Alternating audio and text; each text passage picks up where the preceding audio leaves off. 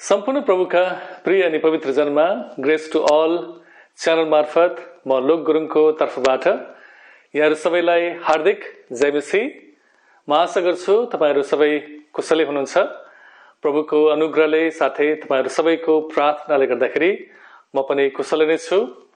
यहाँलाई जानकारी भएकै हो कि यी दिनहरुमा हामी यूहन्नाको सुसमाचारलाई अध्याय अध्याय साथै पद पद गर्दै अध्ययन गरिरहेका छौं।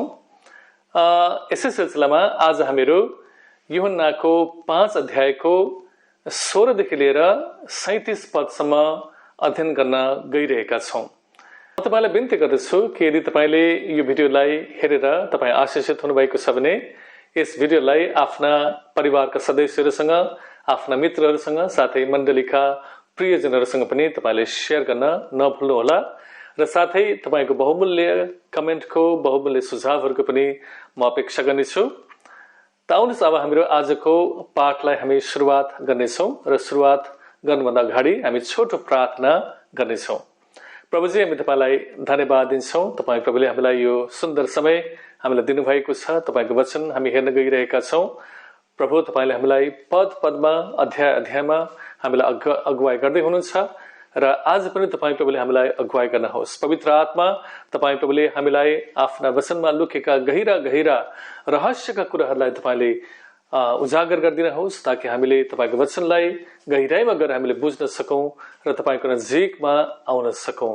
यो सबै बिन्ती प्रार्थना माग्दछौं तपाईको महिमाको निम्ति हामीलाई प्रेम गर्नुहुने प्रभु येशू ख्रीष्टको नाममा, आमेन।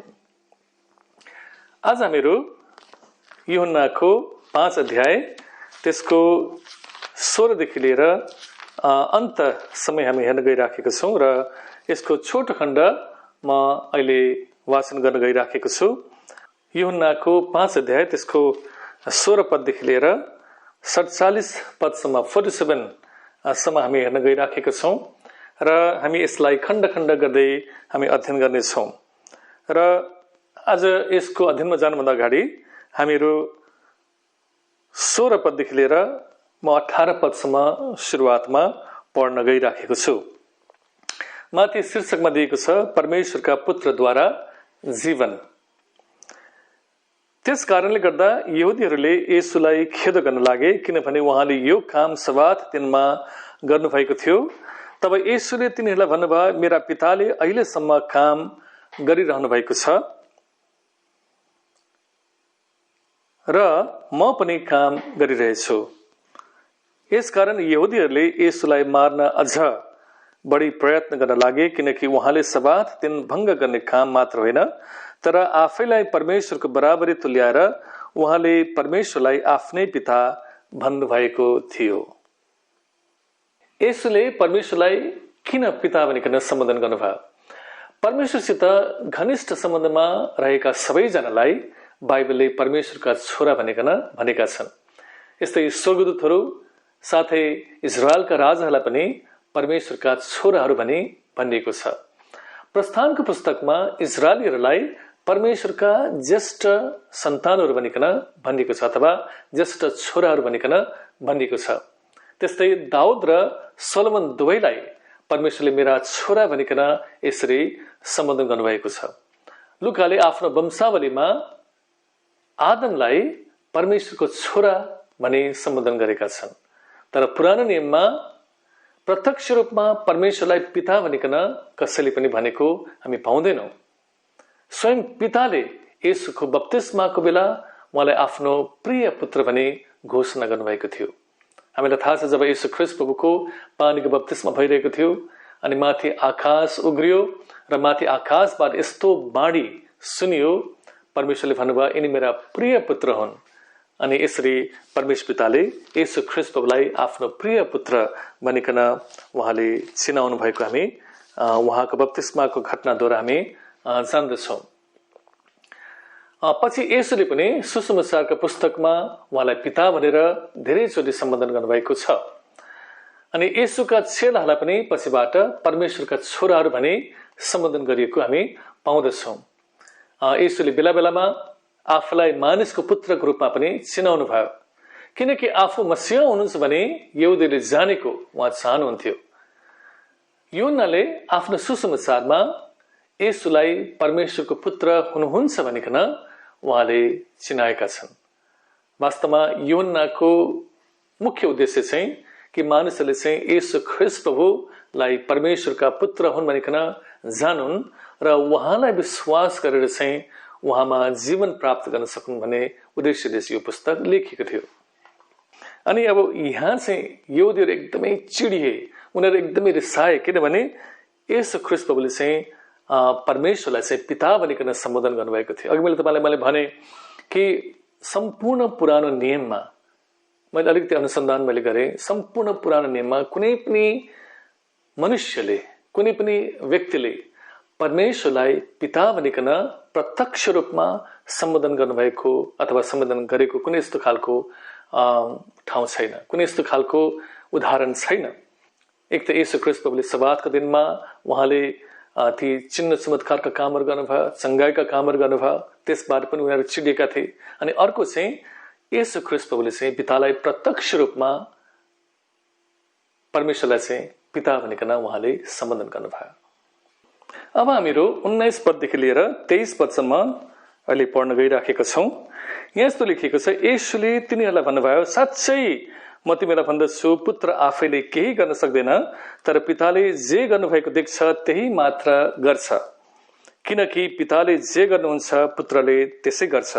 किनभने पिताले पुत्रलाई प्रेम गर्नुहुन्छ र उहाँ आफैले गरिरहनुभएका सबै काम पुत्रलाई देखाउनुहुन्छ।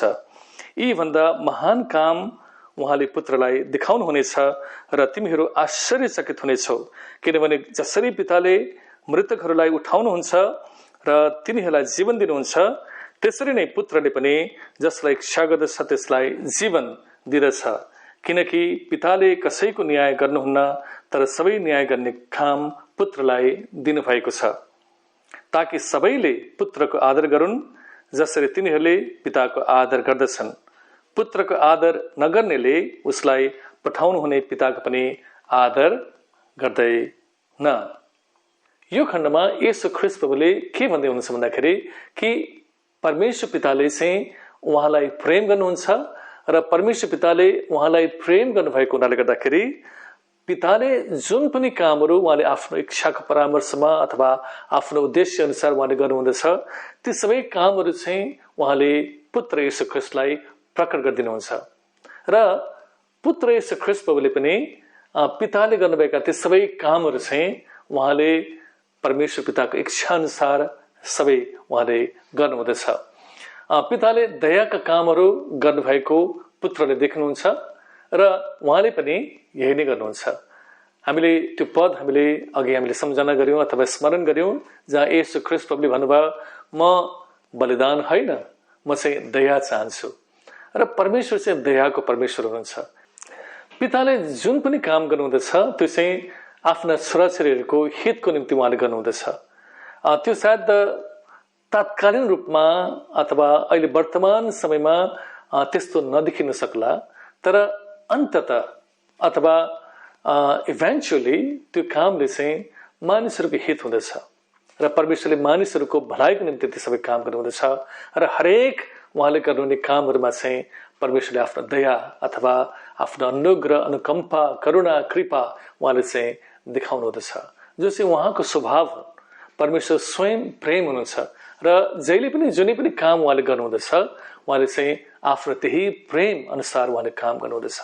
र येशू ख्रीष्ट प्रभुले पिताले त्यस्तै प्रेमका कामहरू गर्नुभएको उहाँले देख्नुहुँदछ, दयाका काम गर्नुभएको उहाँले देख्नुहुँदछ र येशू ख्रीष्ट प्रभुले पनि त्यही नै कामहरू गर्नुहुँदछ। उहाँले भन्नुभयो, बलिदान म होइन तर दया चाहन्छु। पिताले गर्नुहुने सबै काम गर्न पुत्रलाई उहाँले चाहिँ अधिकार र सामर्थ्य पनि दिनुहुन्छ। येशू ख्रीष्ट प्रभुलाई स्वर्गमा पनि साथै पृथ्वीमा पनि जति पनि अधिकारहरू छन् परमेश्वरले चाहिँ येशू ख्रीष्ट प्रभुलाई दिनुभएको छ। अनि पिताले जसरी मृतकहरूलाई जीवन दिनुहुँदछ, पितामा हेर्नुहोस् जीवन छ, हेर्नुहोस् मानिसहरूमा त्यो जीवन दिने शक्ति छैन। तपाईँ हामीमा कसैलाई पनि जीवन दिने शक्ति छैन। एउटा किरा फटेङ्ग्रालाई अथवा एउटा साधारणभन्दा साधारण पशुलाई पनि जीवन दिने काम चाहिँ केवल परमेश्वरले मात्र गर्नुहुँदछ। उहाँ जीवनको स्रोत हुनुहुँदछ र जब पुत्रले पितालाई जीवन दिएको देख्नुहुँदछ, पुत्रले पनि उहाँले चाहनुभएका सबैलाई उहाँले जीवन दिनुहुँदछ। उहाँले भन्नुभयो बाटो सत्य र जीवन म हुँ। बाटो सत्य र जीवन म नै हुँ। मद्वारा बाहेक कोही पनि पिता कहाँ पुग्न सक्दैन भनिकन येशू ख्रीष्ट प्रभुले उहाँले यो कुरा भन्नुभयो। पिताले पुत्रलाई मानिसहरूको न्याय गर्ने अधिकार दिनुभएको छ ताकि मानिसहरूले जसरी पिताको आदर गर्छन् तिनीहरूले पुत्रको पनि त्यसरी नै आदर गरून्। हामीले के बुझ्नु पर्दछ भन्दाखेरि कि मानिसले अर्को एकजना मानिसको सही तरिकाले अथवा सिद्ध तरिकाले न्याय गर्न सक्दैन, किनभने मानिसहरूको ज्ञान चाहिँ सीमित छ।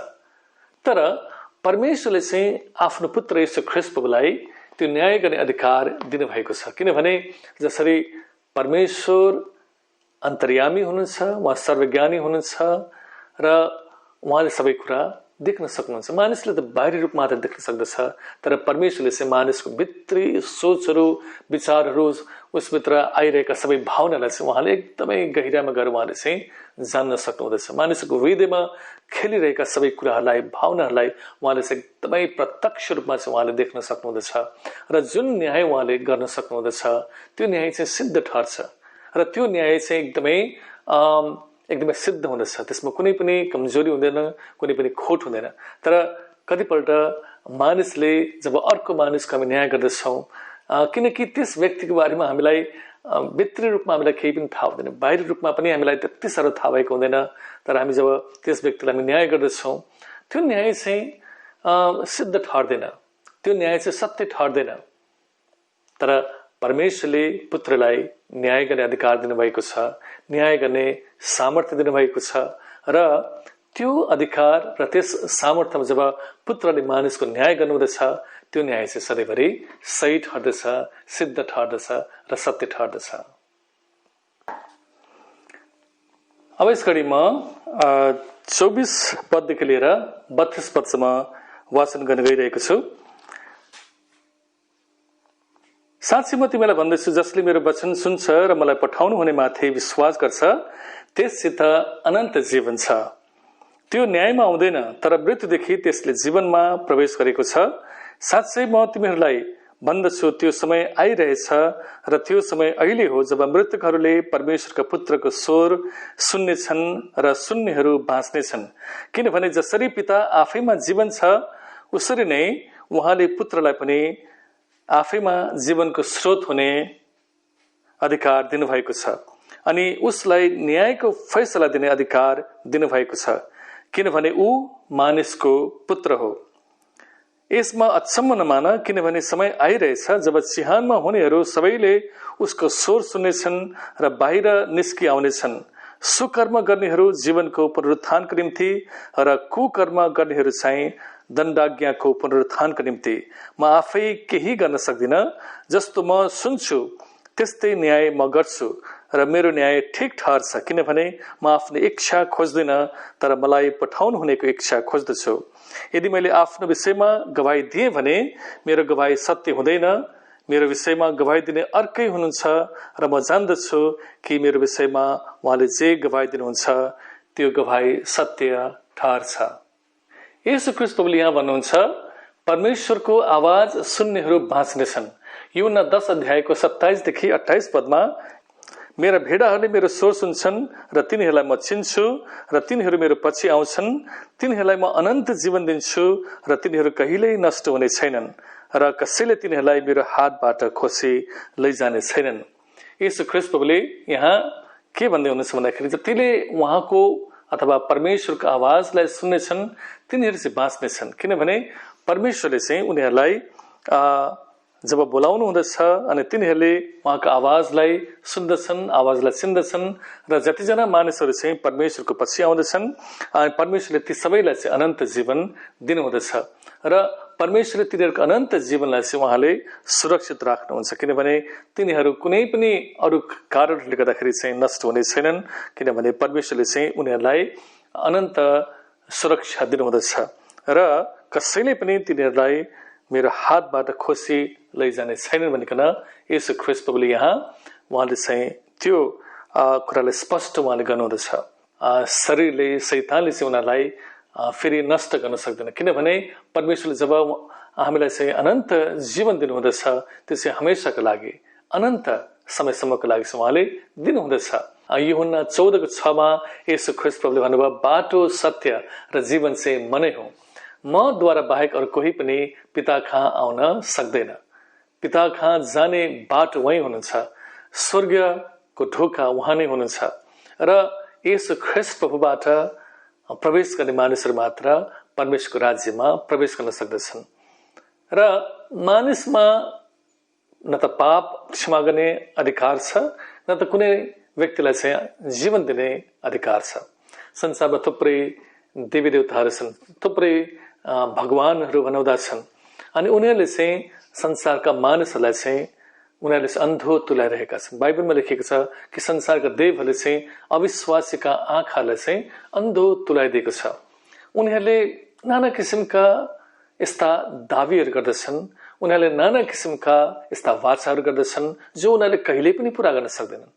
उनीहरूले आफूलाई भगवान भन्दछन्, उनीहरूले आफूलाई देव भनिकन भन्दछन्, उनीहरूले आफैलाई ईश्वरको रूप भनिकन यसरी दावी गर्दछन् र उनीहरूले ठुला ठुला यस्ता कुराहरू उनीहरूले गर्दछन्। तर बाइबल धर्मशास्त्रले के भन्दछ भन्दाखेरि कि परमेश्वरको पुत्र येशू ख्रीष्ट प्रभुले बाहेक अरू कसैले पनि अनन्त जीवन दिन सक्दैन।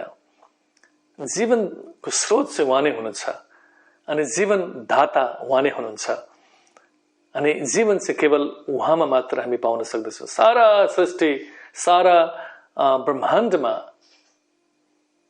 जति पनि जीवित प्राणीहरू छन् ती सबै जीवित प्राणीहरूको जीवन केवल एकजनाबाट मात्र आएको छ र त्यो हुनुहुन्छ येशू ख्रीष्ट प्रभु। परमेश्वरबाट मात्र त्यो जीवनहरू चाहिँ आएको छ। यसै कारणदेखि हामी त्यो परमेश्वर कहाँ जानु पर्दछ जुन परमेश्वरले चाहिँ हामीलाई वास्तवमै जीवन दिन सक्नुहुँदछ। जीवनको स्रोत उहाँ नै हुनुहुन्छ, जीवनको स्रोत उहाँ नै हुनुहुन्छ।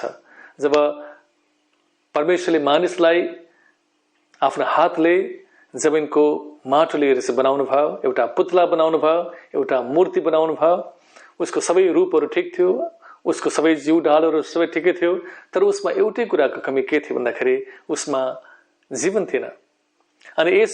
अनि परमेश्वरले चाहिँ के गर्नुभयो भन्दाखेरि त्रिएक परमेश्वरले के गर्नुभयो भन्दाखेरि त्यस व्यक्तिको नाकको फुवालबाट चाहिँ जीवनको सास उहाँले फुकिदिनु भयो। त्यति नै बेला मानिस जीवित प्राणी भयो र ऊ एउटा सिद्ध मान्छे बन्यो, एउटा सम्पूर्ण मान्छे बन्यो अनि ऊ परमेश्वरको मित्र बन्यो। परमेश्वर सँगसँगै संगति गर्न सक्ने, परमेश्वर सँगसँगै बातचित गर्न सक्ने त्यस्तो व्यक्ति बन्न सक्यो।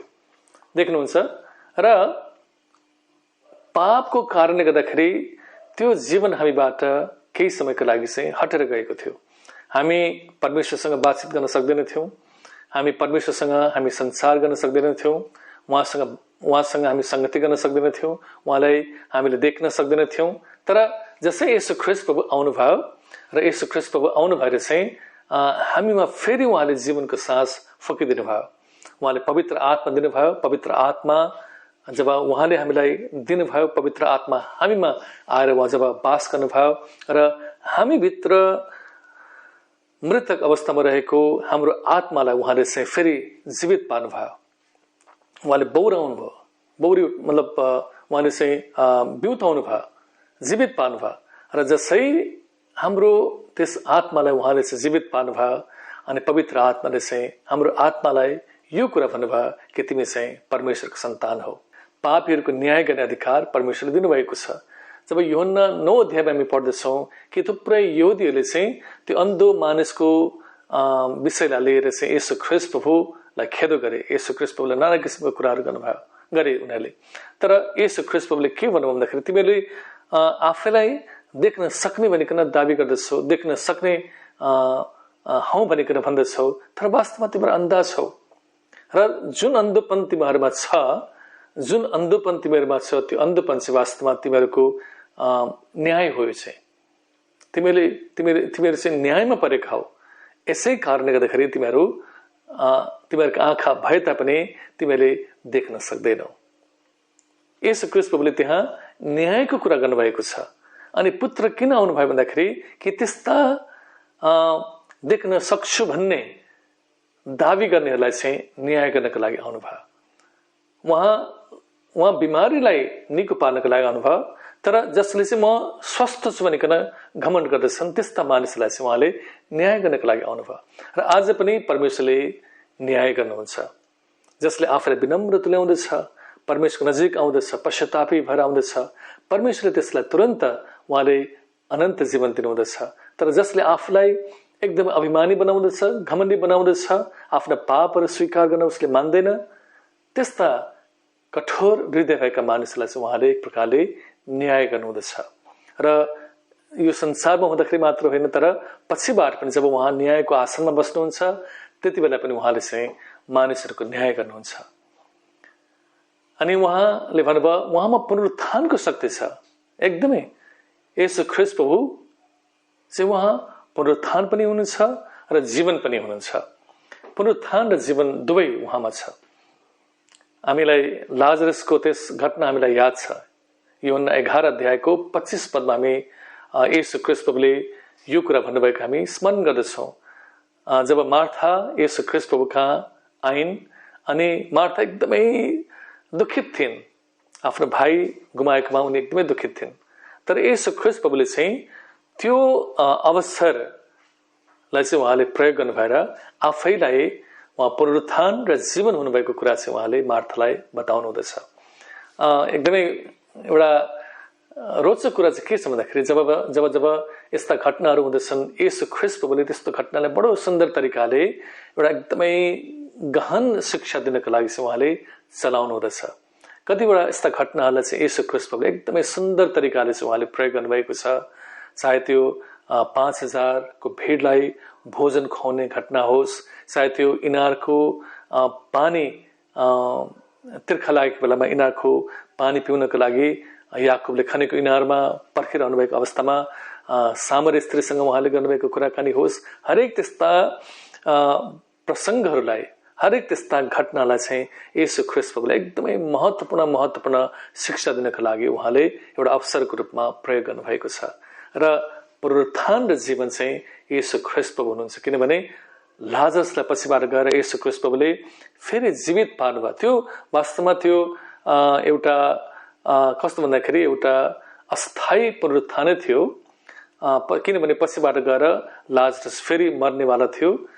स्वाभाविक मृत्यु उसको उसले चाहिँ स्वाभाविक मृत्युलाई उसले अनुभव गर्नेवाला थियो। तर पछिबाट गएर अघि त्यो मृत्युपछि पनि लाजरसलाई येशू ख्रीष्ट प्रभुले चाहिँ उहाँले चाहिँ फेरि जीवित पार्नुहुन्छ। पुनरुत्थानको दिनमा उहाँले चाहिँ जीवित पार्नुहुन्छ। जसरी हामी सबैलाई पनि उहाँले चाहिँ पुनरुत्थानको दिनमा उहाँको दिनमा चाहिँ उहाँले हामीलाई जीवित पार्नुहुन्छ। यस कारणले गर्दाखेरि उहाँमा पुनरुत्थान र जीवन दुवैको शक्ति उहाँमा छ। उहाँले पिताले न्याय गर्नुभएको देख्नुहुन्छ र उहाँले जस्तै र उहाँको इच्छाअनुसार उहाँले न्याय गर्नुहुन्छ। हेर्नुहोस्, पिता र पुत्रमा एउटा घनिष्ठ सम्बन्ध छ। जब येशू ख्रीष्ट प्रभु संसारमा मानिसको एउटा चोला धारण गरिकन मानव शरीर लिएर आउनुभयो, उहाँ एकजना साधारण मानिस जस्तो बनेर यस संसारमा आउनुभयो। तर पनि उहाँको शारीरिक अवस्थाले पितासँगको उहाँको त्यो घनिष्ठ सम्बन्ध, एकदमै आत्मीय सम्बन्ध, एकदमै निकटको सम्बन्धलाई त्यसले बाधा दिएन। त्यसले रत्तिभर पनि त्यसले चाहिँ असर पारेन। किनभने जब जब येशू ख्रीष्ट प्रभु उहाँ दिनभरि सेवकाई गर्नुहुँदथ्यो, दिनभरि शिक्षा दिने कामहरू गर्नुहुँदथ्यो अनि उहाँ शारीरिक रूपमा उहाँ थकित हुनुहुँदथ्यो। तर पनि उहाँले के गर्नुहुन्थ्यो भन्दाखेरि उहाँले जस्तो सुकै व्यस्त दिन भए तापनि उहाँले बेलुकी पख उहाँले पितासँग चाहिँ एकान्तमा समय बिताउने त्यो समयलाई चाहिँ उहाँले निकाल्नु हुँदथ्यो। चाहे गत्समनीको बगैँचामा होस्, चाहे त्यो गालिल झिलको त्यो डाँडामा होस्, येशू ख्रीष्ट प्रभुले जहिले पनि पितासँग नजिकको संगतिमा आउनको निम्ति उहाँले समय निकाल्नु भएको छ। र पितालाई उहाँले चाहिँ एकदमै आफ्नो नजरको सामने राख्नु हुँदछ। पिताले जे कुरा गर्नुहुँदछ त्यो कुराको अनुसरण उहाँले गर्नुहुँदछ। कति सुन्दर कुरा अघि पिताले जे कुरा गर्नुभएको पुत्रले देख्नुहुँदछ अनि पुत्रले पनि त्यही कुरा गर्नुहुँदछ। एउटा एउटा असल छोराले जसरी आफ्नो बुवाको अनुसरण गर्दछ त्यस्तै गरिकन पुत्रले पनि पिताको अनुसरण गर्नुहुँदछ। अनि पिताले जहिले पनि आफ्नो सिद्ध योजना अनुसार, आफ्नो सिद्ध इच्छा अनुसार उहाँले काम गर्नुहुँदछ। मानिसको हितको निम्ति, मानवहरूको हितको निम्ति काम गर्नुहुँदछ, मानवहरूको कल्याणको निम्ति काम गर्नुहुँदछ। त्यस्तै गरिकन पुत्रले पनि मानवहरूको कल्याणको निम्ति उहाँले काम गर्नुहुँदछ, मानिसको हितको निम्ति उहाँले काम गर्नुहुँदछ। उहाँका कामहरू सिद्ध छन् र येशू ख्रीष्ट प्रभुले गर्नुहुने कामहरू पनि सिद्ध छन्। येशू ख्रीष्ट प्रभुले पिताको कामको सम्बन्धमा उहाँले भन्नुभयो, मेरो निम्ति भोजन भनेको त पिताको इच्छा पूरा गर्नु हो।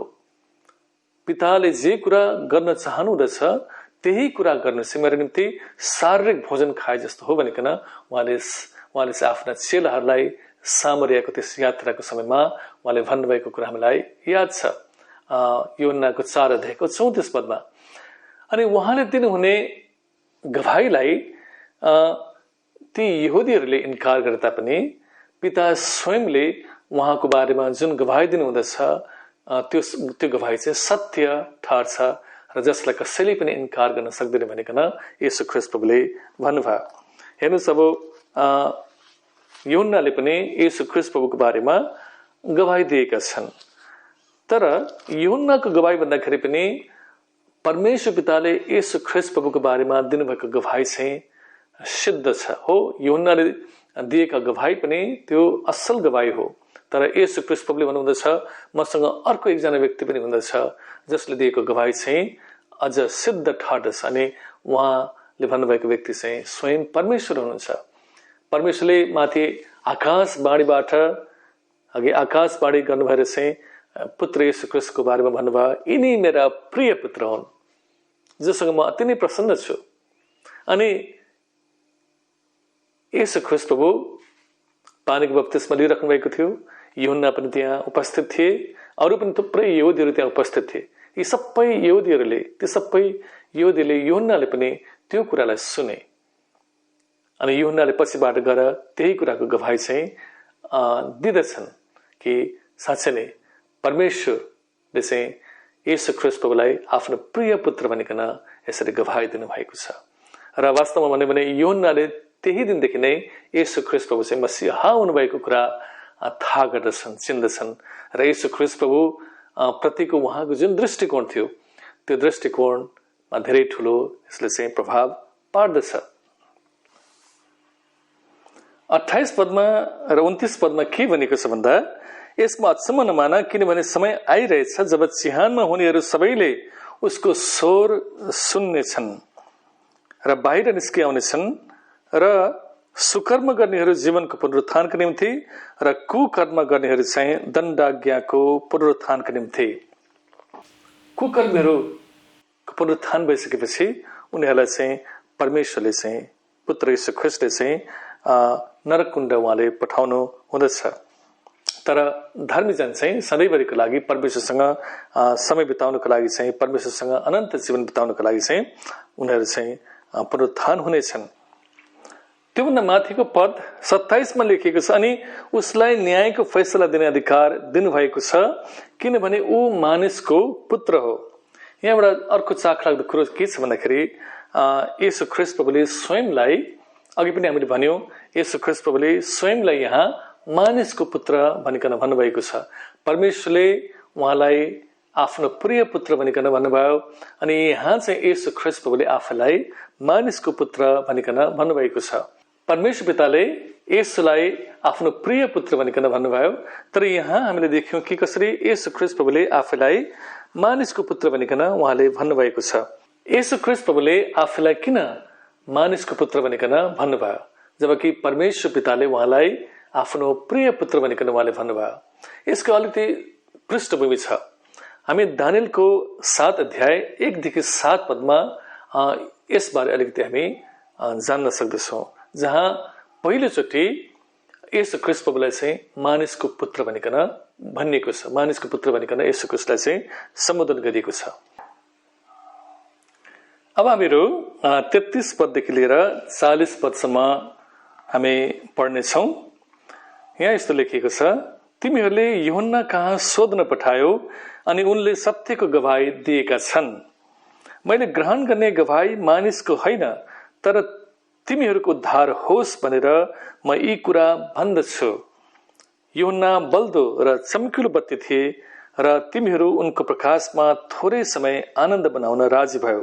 तर मसँग जो गवाही छ त्यो यूहन्नाको भन्दा ठूलो छ, किनकि जुन कामहरू पूरा गर्न पिताले मलाई दिनुभएको छ ती काम म गरिरहेको छु, अनि तिनीहरूले मेरो विषयमा गवाही दिइरहेछन् कि पिताले मलाई पठाउनु भएको हो।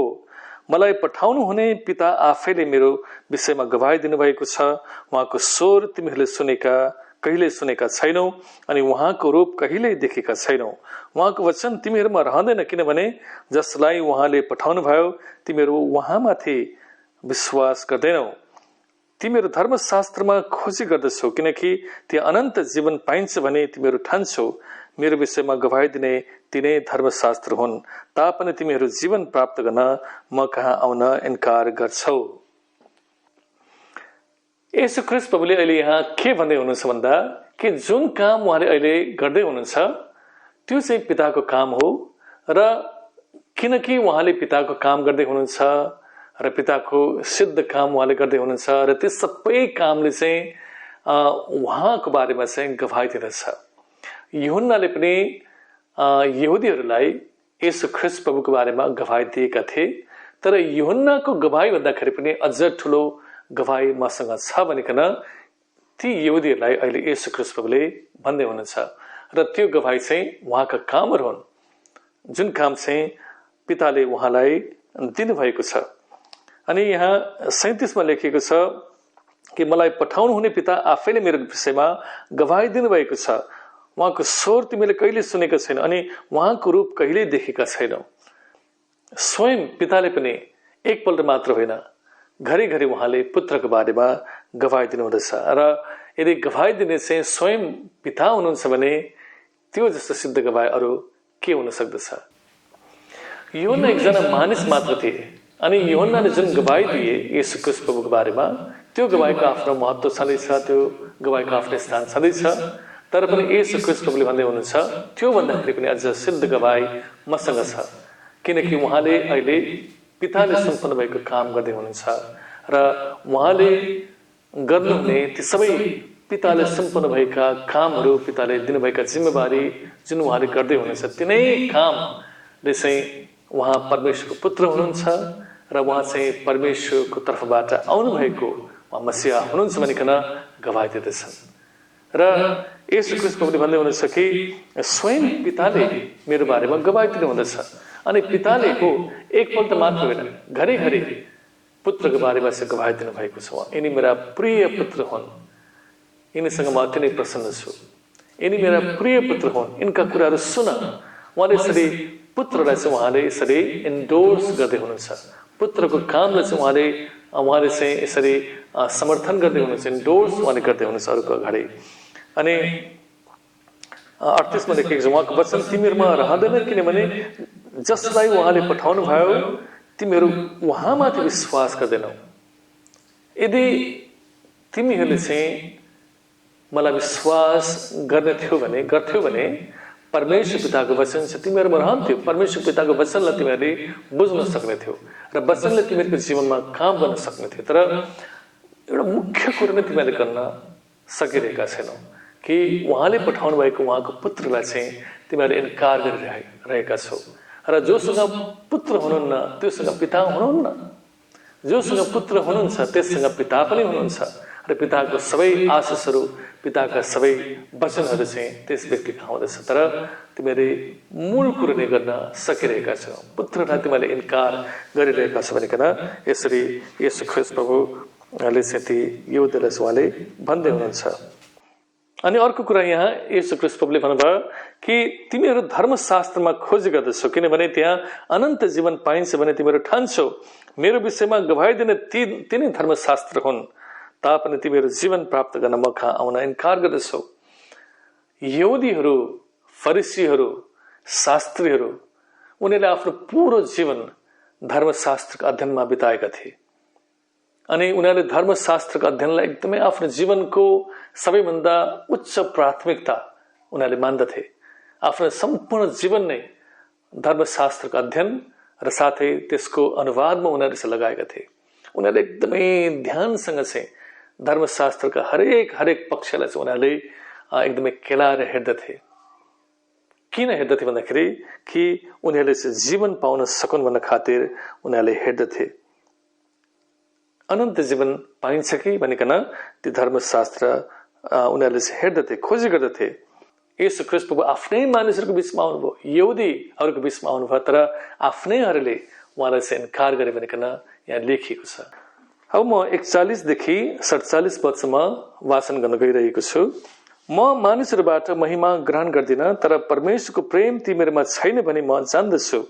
म आफ्ना पिताको नाउँमा आएको छु, तर तिमीहरू मलाई ग्रहण गर्दैनौ। अघि हामीले सुन्यौं होइन कि उहाँ चाहिँ पिताको तर्फबाट मानिसहरूको बीचमा अन्धकारमा ज्योति बनेर चाहिँ आउनुभयो, तर ती मानिसहरूले चाहिँ उहाँलाई ग्रहण गरेनन्, इन्कार गरे। तिमीहरू कसरी विश्वास गर्न सक्छौ जब कि तिमीहरू आपसमा एक अर्काबाट सम्मान खोज्दछौ अनि त्यो सम्मानको खोज गर्दैनछौ एक मात्र परमेश्वरबाट आउँदछ। एक प्रकारले भने कि उनीहरूले चाहिँ मानिसहरूबाट सम्मान खोज्दछन्। यहाँ फरिसीहरू, सदुकीहरू, शास्त्रीहरू, पुजारीहरूले चाहिँ उनीहरू चाहिँ मानिसको प्रशंसामा जिउने मानिसहरू हुन्, मानिसहरूको प्रशंसाको भोका मानिसहरू हुन्। उनीहरूले परमेश्वरलाई विश्वास गर्न चाहे तापनि उनीहरूको निम्ति मानिसको सम्मान, मानिसको आदर, मानिसले गर्ने इज्जत यति साह्रो प्रिय उनीहरूको निम्ति थियो कि उनीहरूले त्यसको बदलामा स्वयं परमेश्वरलाई पनि इन्कार गरे। उनीहरूले चाहिँ परमेश्वरबाट सम्मान खोज्नुको बदला उनीहरू चाहिँ मानिसको सम्मानमा उनीहरू चाहिँ मग्न थिए। मानिसको सम्मानलाई उनीहरूले चाहिँ खोजे। सम्मान पाउनु राम्रो कुरा हो, यदि कसैले हामीलाई सम्मान गर्दछ भने त राम्रो कुरा हो, तर खोजी गर्नु चाहिँ राम्रो होइन। आजको वचनले हामीलाई यही कुरा भन्दछ। अनि कतिपल्ट मानिसहरूले हामीबाट एउटा नराम्रो यस्तो फाइदा उठाउनको लागि पनि हाम्रो सम्मान गर्दछन् अथवा हाम्रो प्रशंसा गर्दछन्। अभिप्रायहरू बेग्लै बेग्लै हुन सक्दछ, मान्छेको मोटिभहरू, अभिप्रायहरू बेग्लै बेग्लै हुन सक्दछ। तर यी यहुदीहरू, यी शास्त्री, फरिसी, पुजारीहरू चाहिँ मानिसको प्रशंसामा उनीहरू जिउँदथे, मानिसबाटको सम्मानको उनीहरू भोको थिए र परमेश्वरबाट आउने सम्मान चाहिँ उनीहरूलाई प्रिय थिएन। 45 मा यो नसम्झ कि म पिताको सामु तिमीहरूलाई दोष लाउने छु। तिमीहरूलाई दोष लाउने त मूसा छन् जसमा तिमीहरूले आफ्ना आशा राखेका छौ। उनीहरू अझै पनि व्यवस्थामै छन्। हुन त येशू ख्रीष्ट प्रभु पनि उहाँ चाहिँ व्यवस्थामै जन्म लिनुभयो, व्यवस्थामै उहाँ चाहिँ जिउनु भयो, हुर्कनु भयो, बढ्नु भयो र उहाँ चाहिँ व्यवस्थालाई पूरा गर्नको लागि आउनु भएको थियो। तर उहाँको सम्पूर्ण जन्म, उहाँको परवरिश, उहाँको शिक्षा सबै कुराहरू चाहिँ व्यवस्था अनुसार नै भयो। अनि यहाँ वास्तवमा येशू ख्रीष्ट प्रभुले अघि पनि हामीले भन्यौं, येशू ख्रीष्ट प्रभुले चाहिँ व्यवस्थालाई पूरा गर्नको लागि आउनु भएको थियो र व्यवस्थालाई पूरा गरेर चाहिँ मानिसलाई व्यवस्थाबाट आउने त्यो धार्मिकता चाहिँ सित्तैमा अनुग्रहमा चाहिँ दिनको लागि उहाँ चाहिँ आउनु भएको थियो र उहाँले त्यो व्यवस्थाका अक्षरशलाई, बिन्दु बिन्दुलाई, हरेक कुरालाई चाहिँ उहाँले पूरा गर्नुभयो र उहाँले चाहिँ त्यो धार्मिकता कमाउनु भएर उहाँलाई विश्वास गर्ने मानिसहरूलाई चाहिँ त्यस धार्मिकता दिएर चाहिँ उहाँ पिता कहाँ फर्कनु भयो। तर यी यहुदीहरू, फरिसीहरूले चाहिँ अझै पनि आफ्नो आस्था चाहिँ व्यवस्थामै लगाइरहेका थिए। किन भन्दाखेरि किनभने व्यवस्थालाई पूरा गर्ने येशू ख्रीष्ट प्रभुलाई चाहिँ उनीहरूले इन्कार गरिरहेका थिए। वास्तवमा भन्यो भने अहिले पनि जबकि येशू ख्रीष्ट प्रभु सबै कुरा गरिसक्नु भएर उहाँ चाहिँ पिता कहाँ फर्किसक्नु भएको छ र कुनै दिन परमेश्वरको अनुग्रहमा उहाँ चाहिँ फेरि फर्केर आउँदै हुनुहुन्छ। हामी सबैले उहाँको आगमनको प्रतीक्षा गरिरहेका छौँ, उहाँको बाटो हामीले हेरिरहेका छौँ। तर आजको मितिसम्म पनि जो यहुदीहरू छन्, इस्राएलीहरू छन्, उनीहरूले चाहिँ मसीहाको बाटो हेरिरहेका छन्। जबकि येशू ख्रीष्ट प्रभु मसीहा आएर जानुभएको, फर्किसक्नु भएको 2000 वर्ष भइसकेको छ। उनीहरू अर्को तेस्रो मन्दिर बनाउनको लागि उनीहरूले सबै तयारी गरिरहेका छन्। मन्दिर किन बनाउनु भन्दाखेरि किनभने त्यहाँ फेरि बलिदानहरू चढाउनको लागि, व्यवस्थाको माग अनुसारका बलिदानहरू चढाउनको लागि उनीहरू यसरी मन्दिर बनाउने तर्खरमा छन्। उनीहरू सही समय, अनुकूल समयको उनीहरू प्रतीक्षा गरिरहेका छन्। उनीहरू अझै पनि व्यवस्था नै उनीहरूले पूरा गर्न कोसिस गरिरहेका छन्। अनि उनीहरूलाई थाहा छ कि व्यवस्था उनीहरूले आफ्नो बल, बुद्धि, ज्ञान, समझ शक्तिमा उनीहरूले कहिले पनि पूरा गर्न सक्दैनन्। व्यवस्था पूरा गर्नको लागि केवल एकजना मात्र सक्नुहुँदछ, उहाँ चाहिँ येशू ख्रीष्ट प्रभु हुनुहुन्छ। र मसीहालाई चाहिँ उनीहरूले अहिले पर्खिरहेका छन् र उनीहरूले चाहिँ मूसाको व्यवस्थामा उनीहरूले चाहिँ आफ्नो सम्पूर्ण भरोसा राखिरहेका छन्, आशा राखिरहेका छन्। 46 पदमा, किनभने तिमीहरूले मूसालाई विश्वास गरेका भए मलाई पनि विश्वास गर्ने थियो, किनकि उनले मेरो विषयमा लेखेका थिए। हेर्नुहोस्, मूसाको व्यवस्थालाई उनीहरूले पालन गर्ने, तर मूसाको व्यवस्थामा मसीहाको बारेमा जुन जिक्र गरिएको छ, मूसाको व्यवस्थाले मसीहाको बारेमा जुन कुरो बताएको छ त्यो चाहिँ शास्त्रमै छ। उनीहरूले शास्त्रमा मसीहालाई खोजी पनि गरिरहेका छन्, तर मसीहा आउनुभयो, तर मसीह उनीहरूको आँखाको अगाडि हुनुहुँदाखेरि पनि उनीहरूले दुःख लाग्दो कुरो चाहिँ चिन्न सकेनन्। ज्योति भनेर आउनुभयो, तर ज्योतिलाई उनीहरूले इन्कार गरे, किनभने उनीहरूका कामहरू चाहिँ अन्धकारपूर्ण थिए। उनीहरू अन्धकारमै रहे, उनीहरू अन्धकारमै रहन रुचाए र उनीहरू बाहिर ज्योतिमा आउन उनीहरूले रुचाएनन्। अनि जब उनीहरू ज्योतिमै आउन रुचाएनन्, जबकि परमेश्वर उहाँ चाहिँ ज्योति भएर चाहिँ चम्कनु भएको थियो, प्रकट हुनुभएको थियो, अनि बाहिर ज्योतिमै आउनु उनीहरू चाहिँ इन्कार गरे भने कसरी उनीहरूले ज्योतिलाई देख्न सक्थे। आजको यस वचनलाई तपाईँले आफ्ना मित्रहरूसँग पनि सेयर गर्नुहोस्। तपाईँको कमेन्ट, तपाईँको सुझावहरू, तपाईँको प्रतिक्रियाहरू तपाईँले लेखेर अवश्य पठाउनुहोला। आउनुहोस्, अब हामीहरू आज बिदा हुनुभन्दा अगाडि छोटो प्रार्थना गर्नेछौँ। म प्रार्थना गर्नुभन्दा अगाडि म तपाईँलाई जानकारी दिन चाहन्छु, योभन्दा अगाडि पनि धेरै भिडियोहरू मैले अपलोड गरेको छु युट्युबमा। तपाईँले खोजेर त्यसलाई सुन्नुहोला, आशिषित हुनुहोस्। यो एउटा अध्ययन श्रृङ्खला हो र आउँदा दिनहरूमा पनि म यस्तै भिडियोहरू अपलोड गर्दै जानेछु। र अन्तमा फेरि पनि म तपाईँलाई यो अपिल दोहोऱ्याउन चाहदछु कि यदि तपाईँ मेरो भिडियोलाई आउँदा दिनहरूमा एकदमै सजिलो तरिकाले प्राप्त गर्न चाहनुहुन्छ भने कृपा गरिकन मेरो च्यानल ग्रेस टु अललाई तपाईँले सब्सक्राइब गर्नुहोस् र तपाईँले आफ्नो कमेन्ट्सहरू तपाईँले अवश्य पनि पठाउनुहोस्। र यो भन्दै म आज तपाईँहरूबाट बिदा हुन चाहन्छु र बिदा हुनुभन्दा अगाडि एउटा छोटो प्रार्थना गर्नेछौँ। आउनुहोस्, अब आफ्नो शिरलाई झुकाउनुहोस्, आँखा बन्द गर्नेछौँ र प्रार्थना गर्नेछौँ। प्रभुजी, तपाईँलाई हामी तपाईँलाई धन्यवाद दिन्छौँ। तपाईँले हामीलाई आजको अध्ययनमा अनुग्रह गर्नुभयो, सहायता गर्नुभयो। प्रभु, हामी प्रार्थना गर्दछौँ जसले पनि आज यस भिडियोलाई हेर्दै हुनुहुन्छ उहाँहरूसँग तपाईँ बोल्नुहोस् प्रभु, र आज हामीले सिकेका कुराहरू उहाँको जीवनमा उहाँले कार्यान्वयन गर्न सक्नुभएको होस् प्रभु। तपाईँको वचनलाई बुझ्न सक्नुभएको होस्, जसबाट उहाँ अझै तपाईँको नजिकमा आउन सक्नुभएको होस्। धन्यवाद यहाँसम्म तपाईँले गर्नुभएका सबै अनुग्रह कृपाको लागि, अगुवाईको लागि, येशू ख्रीष्ट प्रभुको नाममा आमेन। यदि भन्दै म लोक गुरुङ तपाईँहरूबाट फेरि पनि बिदा चाहदछ। जबसम्म हामी अर्को भिडियोमा भेट्दैनौँ तबसम्मको लागि जय मसीह।